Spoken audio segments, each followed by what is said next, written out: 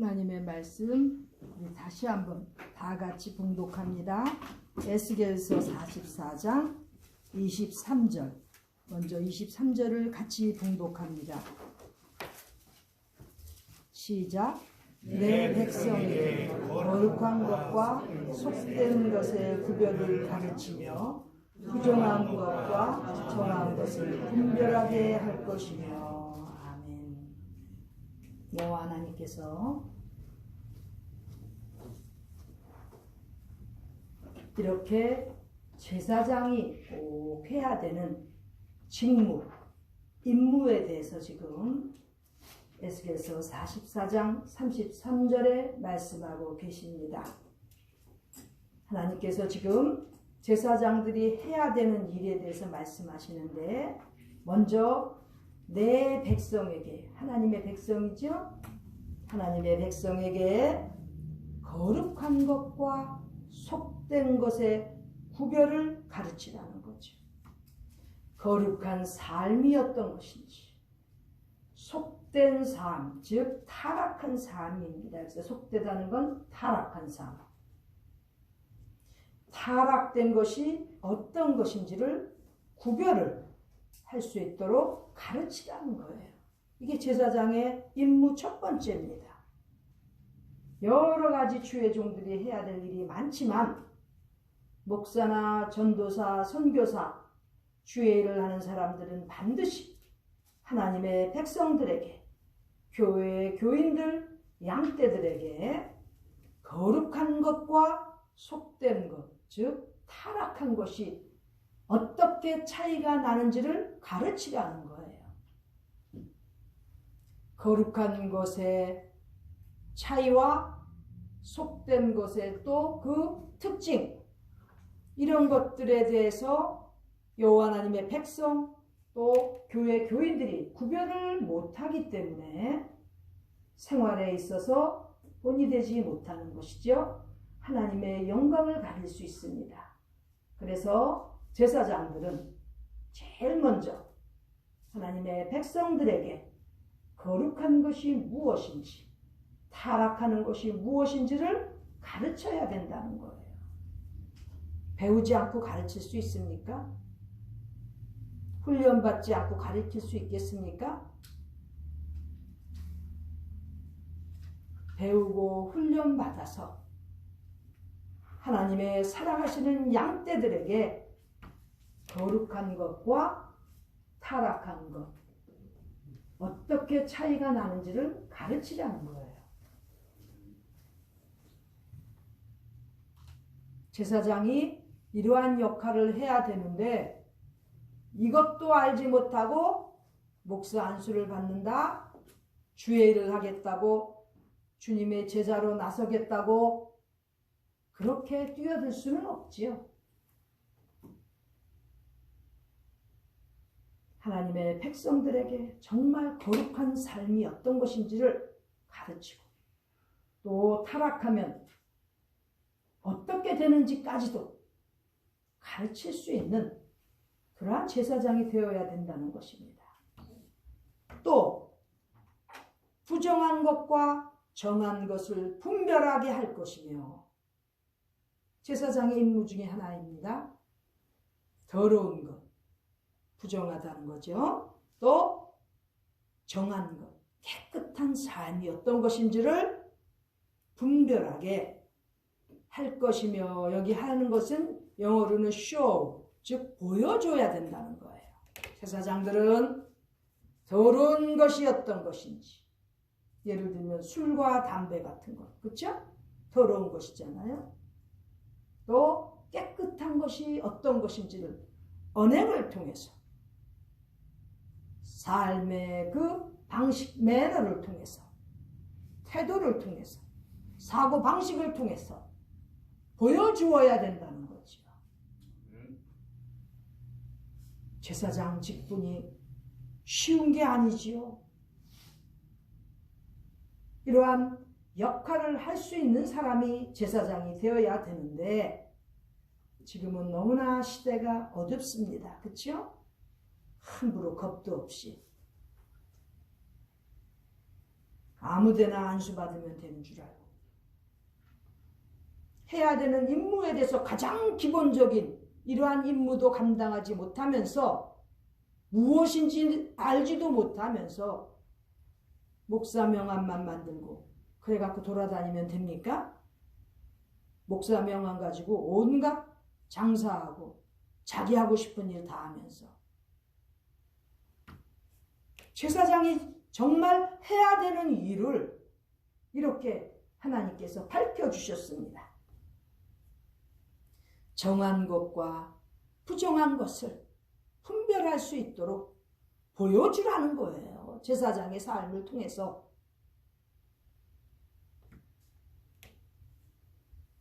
나는 얼마 전에 어떤 분이 카톡을 보냈는데 아마 개인적으로 어려운 일을 겪고 있는데 교회 목사한테 실망을 한 것 같아요. 그래가 카톡을 보냈는데 너무나 실망을 하고 상처를 받아서 담임 목사 이러고 보냈더라고. 전혀 그럴 사람이 아닌데 얼마나 좋아하고 그 목사님 힘주어서 봉사할 수 있도록 도와야 된다 그러면서 그렇게 하더니 불과 몇 주 사이에 얼마나 실망을 했으면 담임 목사 이러고 왔더라고. 제사장은 목사는 삶을 통해서 언행을 통해서 자신의 사고방식을 통해서 깨끗한 삶을 살고 있다는 것을 보여주어야 되는 거예요. 그래야 가르칠 수 있겠죠. 왜 정한 깨끗한 삶을 강조하느냐? 결국은 깨끗한 삶을 살아야 거룩하게 되기 때문입니다. 거룩하게 되기 위해서는 깨끗한 삶을 살아야 된다는 거예요. 그러므로 제사장은 거룩하고 또 거룩하지 못한 것을 가르칠 뿐만 아니라 삶을 통해서 어떤 것이 깨끗한 정한 삶인지 또 어떤 것이 부정한 삶인지 보여주어야 된다는 거예요. 제사장들만 목사들만 잘해도 얼마나 많은 교인들이 양떼들이 그릇 가다가 돌아올 수 있지 않겠습니까? 시대가 너무나 악해지는데 그 책임은 제사장들, 목사들에게도 있다는 거지요. 이 에스겔서 44장을 통해서 우리 여호와 하나님께서 주시는 제사장의 임무들이 많이 있는데 저는 오늘 가장 기본적인 것, 제사장의 임무, 바로 백성들에게, 하나님의 백성입니다. 하나님의 양떼들에게 거룩한 것과 속된 것의 구별을 가르칠 수 있는 자, 또 삶으로 깨끗한 삶을 보여줄 수 있는 자, 그런 자가 하나님의 제사장, 교회의 목사들이 되어야 된다는 것입니다. 이렇게 주님께서, 하나님께서 이렇게 우리에게 말씀을 통하여 말씀해 주시는데, 그렇다면 한번 상대적으로 타락한 사람, 타락한 제사장은 어떤 것인지를 역대하 13장 9절을 통해서 보겠습니다.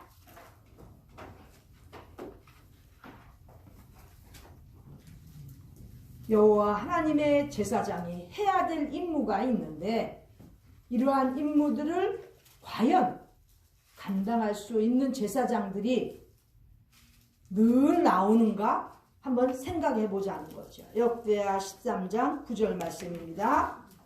제가 읽겠습니다. 너희가 아론 자손된 여호와의 제사장과 레위 사람을 쫓아내고, 여호와의 제사장을 쫓아낸다는 거예요. 이방 백성의 풍속을 쫓아 제사장을 삼지 아니하였느냐? 하나님께서 지금 책망하십니다. 물론 누구든지, 보세요. 어떻게 하나님께서 왜 책망하시는지를 보세요. 물론 누구든지 숫송아지 하나와 수양 7을 끌고 와서 장립을 받고자 하는 자마다 허무한 신의 제사장이 될 수 있도다. 2500년경 그 전에 쓰여진 지금 BC 한 450년경에 쓰여진 말씀인데 벌써 그때도 이렇게 얼마나 타락했는지.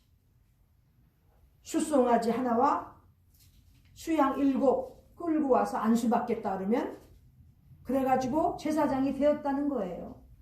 그런 제사장은 하나님의 제사장이 아니고 허무한 신의 제사장이라는 거예요. 허무한 신, 신 아닌 것의 제사장. 여호와 하나님의 제사장이 아니고 타락한 신의 제사장, 즉 귀신의 제사장, 귀신의 목사라는 거예요.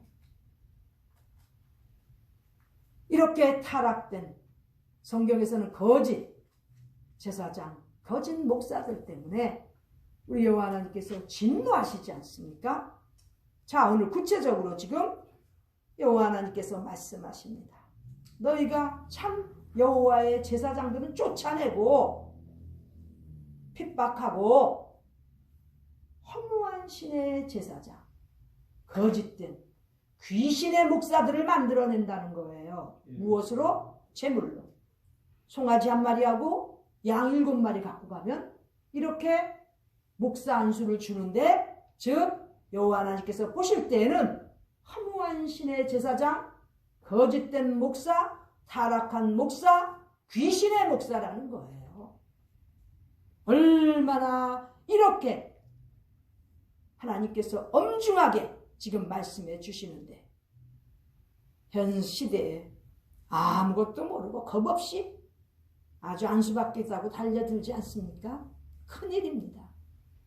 여호와 하나님께서 주시는 직무가 있는데 그런 것들은 할 수도 없으면서 송아지 1마리, 양 7마리 끌고 와갖고 안수받겠다고. 제가 아마 지금 현재 현대 돈으로 계산하면 한 2, 3천 불 되지 않을까 싶어. 딱 맞아 지금, 그죠? 그 시세에 딱 맞아요. 얼마나 애통스러운 일입니까?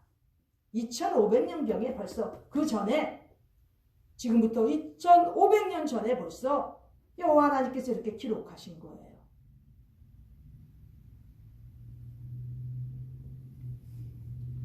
이러한 제사장들이 또 나오게끔 그렇게 신문에다 광고하지요. 누구든지 와서 안수받을 사람 막 이러고 신문에 광고하지요. 아주 공급을 해주겠다고 그렇게 신문에 내요. 타락의 극치를 달하는 말세의 징조입니다. 성직자들이 타락하면 벌써 그때는 시대가 끝나가는 것입니다. 역사적으로도 그랬고. 자, 이렇게 여호와 하나님께서는 거룩한 제사장, 하나님의 제사장, 성경적인 제사장이 나오기를 그렇게 원하시는데 왜 이렇게 타락된 이러한 제사장들이 나올까요? 그 이유는 에스겔서 44장 28절에 기록되어 있습니다. 28절 같이 읽겠습니다. 시작. 그들은 기업이 있으리니 내가 곧 그 기업이라. 너희는 이스라엘 가운데서 그들에게 산업을 주지 말라. 나는 그 산업이 되리니라. 여호와 하나님의 명령이십니다. 자, 제사장 그들에게는 기업이 있는데 소유, 재산, 재물이 있는데 내가 곧, 여기 내가는 누구세요? 하나님이세요. 내가 곧 그 기업이라. 제사장들의 기업은 하나님, 여호와 하나님이시라는 거예요. 여기 또 내가 곧 그 기업이라. 영어로는 그 사이에 only가 들어가요. 하나님 여호와 한 분만이 제사장들의 기업이라는 거예요. 그리고 여호와 하나님께서 명령하십니다. 양떼들에게, 교인들에게, 너희는 이스라엘 가운데서 그들에게, 제사장들에게 산업을 주지 말라. 여호와 하나님의 명령이십니다. 제사장 목사들이 벌써 물질을 밝히면 타락된 것입니다. 싹군입니다. 쳐다보지 말고 뒤돌아서세요. 왜? 여호와 하나님의 명령, 양떼들을, 성도들을 향하신 명령은 그들에게 산업을 주지 말라 명령하셨습니다. 이걸 안 지키기 때문에 싹군 목사들이 나오는 것이고, 송아지 한 마리 끌고 가고 양 7마리 끌고 가가지고 안수받겠다고 설쳐대는 거예요. 또 그런 심리를 이용해서 광고하면서 모으는 그러한 집단들이 생기는 것이고, 어떻게 여호와 하나님을 두려워하지 않고 그렇게 할 수 있겠습니까? 말씀 속에서 하나님께서 우리에게 기준을 주셨는데, 교회에서 교인 양떼들이 목사들을 자꾸 사꾼으로 만들지 마세요. 물질 밝히는 그러한 목사, 전도사 만들지 말라는 거지요. 목사, 전도사뿐만이 아니야 지금은요. 그렇죠? 교회에서 봉사하는 독창하는 사람들, 하는 사람들, 교회 봉사하는 사람마다 다 또 사례를 주는 교회들도 있고, 그걸 또 기대하고 직업 찾듯이 돌아다니는 사람들도 있고, 하나님께서는 주의 일을 하는 사람들 봉사하게 하면서 그들에게 산업을 주지 말라는 거예요. 재물 주지 말라는 거예요. 그들에게 소유물을 주지 말라는 거예요. 집이며 차며 그런 것 교인들의 헌금으로 기대하지 않도록 교회의 성도들이 분별할 수 있어야 됩니다.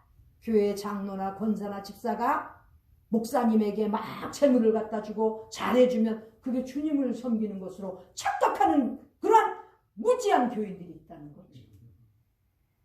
주님을 섬기는 것은 하나님의 말씀에 근거해서 섬겨야 하나님을 잘 섬기고 주님을 잘 섬기는 건데, 목사나 전도사 이런 사람들, 교회에 또 봉사하는 레위인들 갖다가 막 주면 그게 잘 섬기는 줄 알고, 연말연시 되면 사례 올려주는 거에 대해서 앞장서서 뛰어다니고,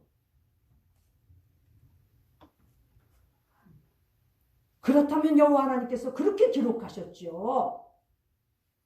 그들에게 산업을 주지 말라고 여호와 하나님께서 명령하셨습니다. 왜?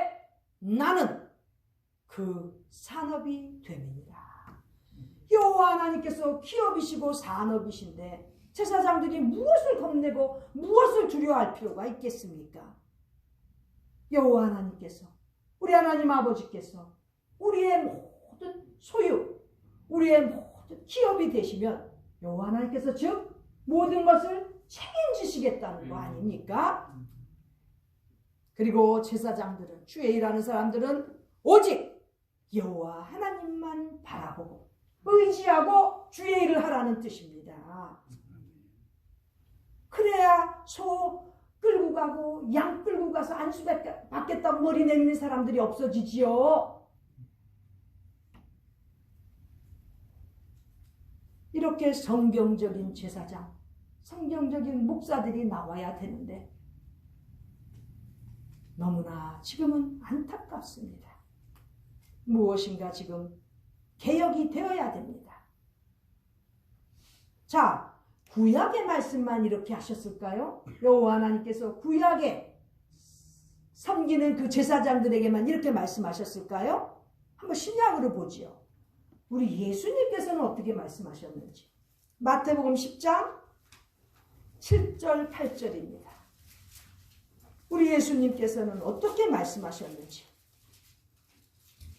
주의 일을 하는 사람들, 특별히 예수님께서 12제자를 내어 보내시면서 얼마나 아끼시고 훈련시키시고 사랑하시던 그 12제자를 내어 보내시면서 명하시는 명령입니다. 지금 같이 읽겠습니다. 시작. 가면서 전파하여 말하되 천국이 가까웠다 하고 병든 자를 고치며 죽은 자를 살리며 문둥이를 깨끗하게 하며 귀신을 쫓아내되 너희가 거저 받았으니 거저 주어라.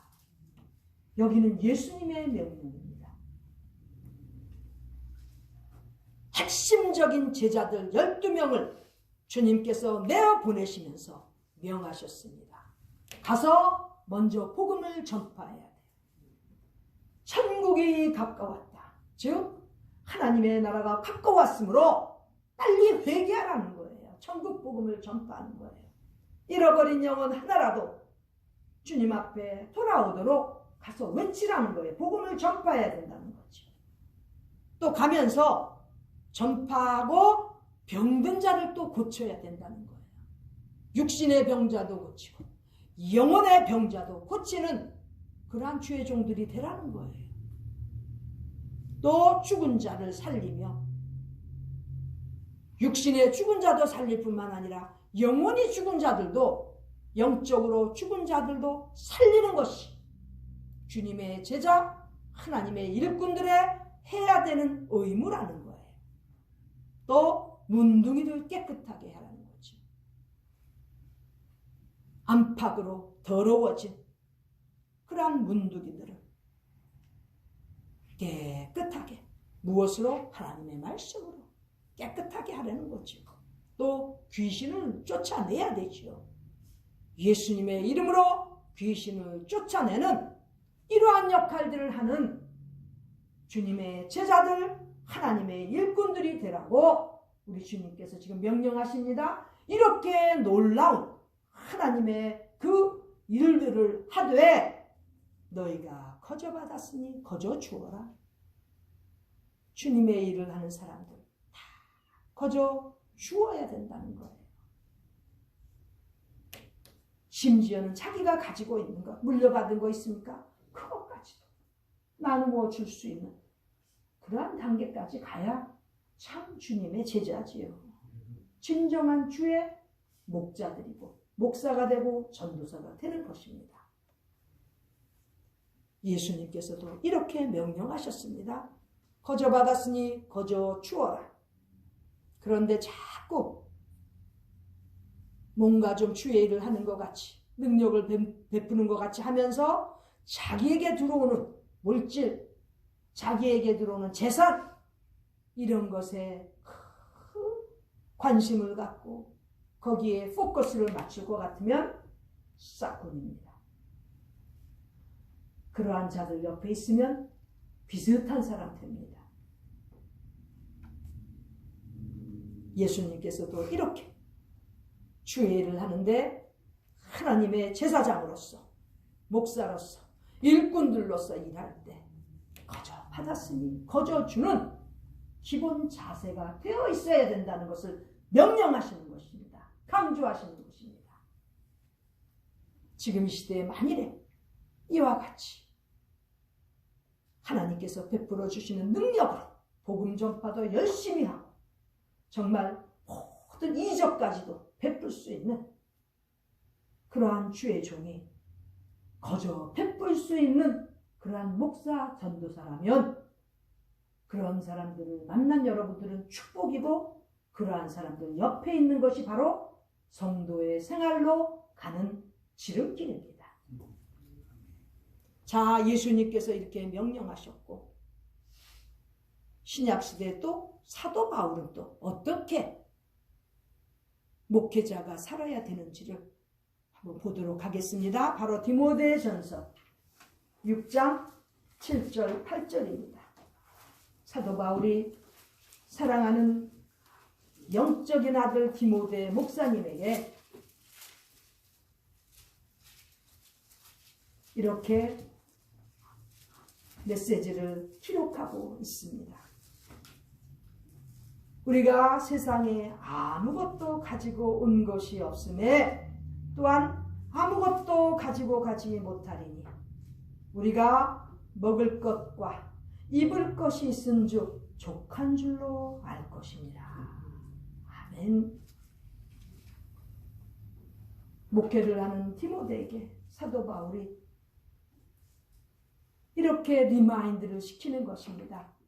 우리가 이 땅에 올 때 아무것도 가지고 온 게 없고 또 갈 때도 아무것도 가지고 가지 못하는데 그저 목회하는 동안에 주의 일을 하는 동안에 먹을 것과 입을 것이 있으면 이것으로 만족하라.